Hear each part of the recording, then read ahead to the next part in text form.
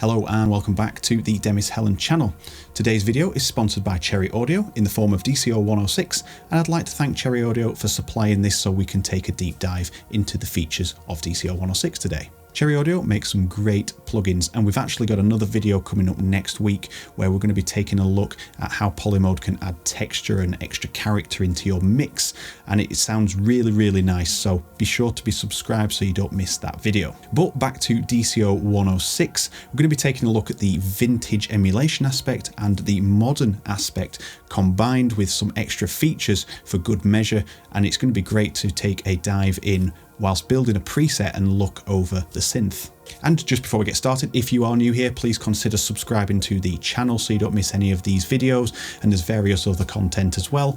And if you have any questions about what you see in today's video about DCO 106, please let me know down in the comments. And here we are, this is the first look at DCO 106. So it's a polyphonic synthesizer and it is based on the classic Juno 106. It has the self-oscillating filters and the chorus effect.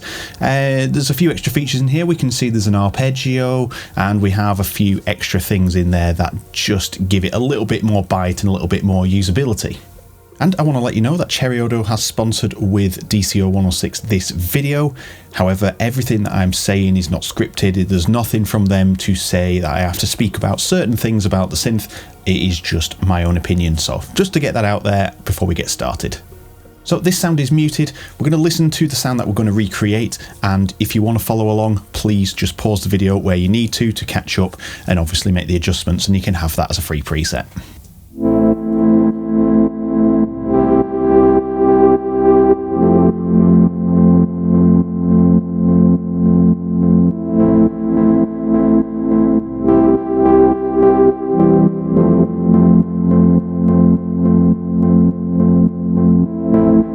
And if you listen carefully, as the mod wheel is opening, we're getting a gated effect or a pulse from the LFO.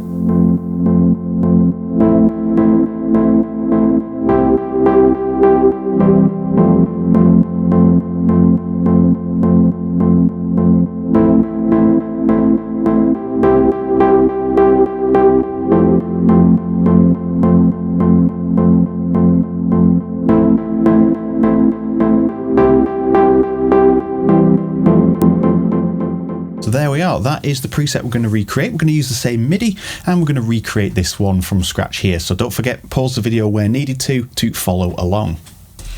Okay, so let's get started with the sound design. So we're going to start with the DCO, and this is our oscillator, and we have a few different ranges here at the top, as well as a few options to control the sound, how much of the sub, noise, the pulse width, all that sort of good stuff. What we're going to use is just use this as a sawtooth. So we're going to get rid of the pulse and just have the sawtooth. And if we look at the range, this is just octaves. So that's 2 octaves down and that's 2 octaves up. So if we hold the C3 key,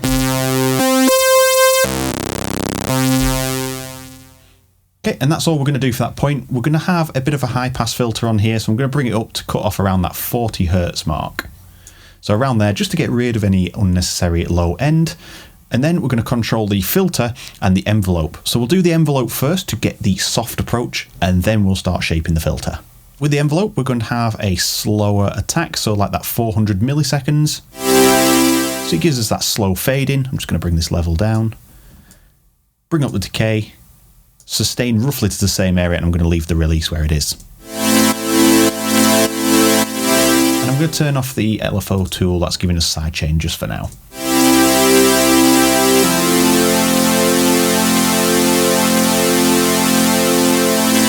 So it's just giving us a little bit of a swell into the sound. So back to the filter, we're going to bring this down, and I'm going to use my ears just to get to a comfortable level on the headphones where I can hear the sounds just about audible.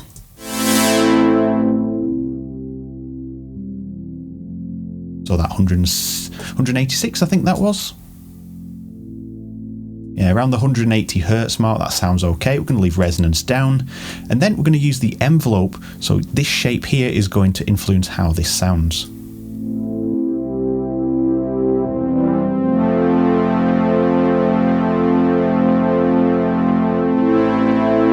Bring it down. And we're going to soften this up. I'm going to use a bit of keyboard tracking and velocity to react to the individual note levels, thus making it a little bit softer where we hit the keys softer. And for now, we're going to turn off chorus as well. I don't want the chorus on this particular instance.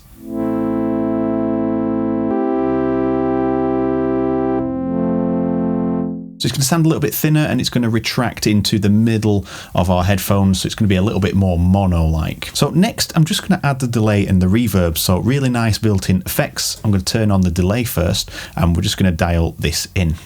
We're going to use 1/8. So I'm going to hit sync. So this becomes synced into times. So 1/8.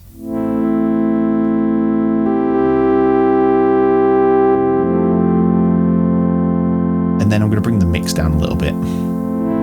It's just adding a little bit of extra texture, nearly starting to act as a chorus with how short the delay is, but how much the feedback and the dampening is.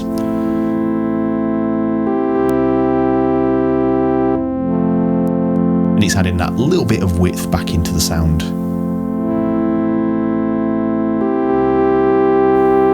Then moving on to the reverb.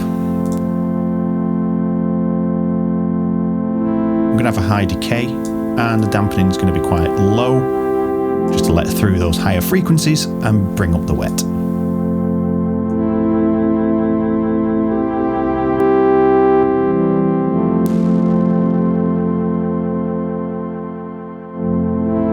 So you can hear that I'm not too bothered about how thin it went with the chorus because the reverb and the delay together have brought back that width.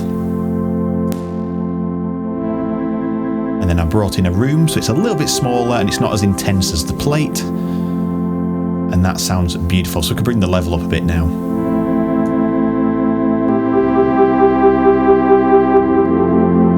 So now that's all set up, we can concentrate on making the pulse effect by increasing the mod wheel on our keyboard.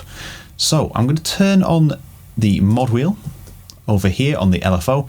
I'm going to set this to a downward sawtooth so we get a nice pulse. It starts on the beat and a pulse down, and we're going to hit sync as well. So that's going to put these into times, and we're going to go for eighths again, which is there. And that's not going to do anything right now if we just play the sound. I'm moving the mod wheel and nothing's happening.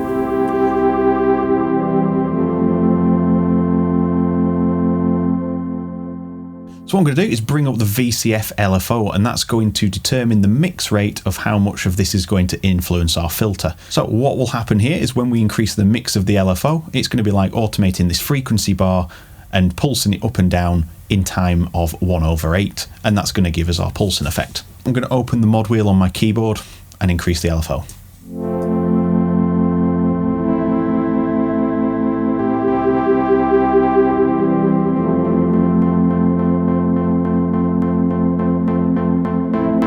So 100 is a little bit too much.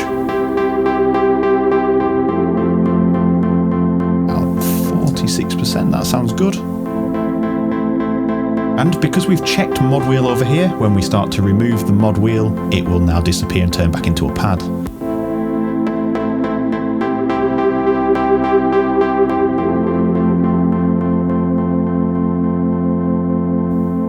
So you can hear as I reduce the mod wheel, that is starting to remove the pulsing effect and turning it back into a nice subtle pad.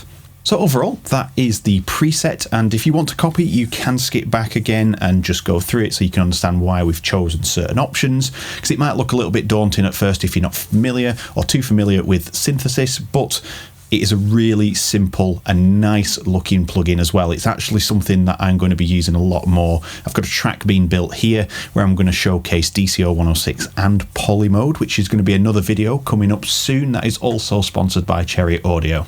And with that said, if you are new around here, don't forget to hit subscribe if you enjoyed the video. And if you have any questions about what you've seen in today's video, please let me know down in the comments. So thank you very much for watching. I'll see you all in the next video. Take care.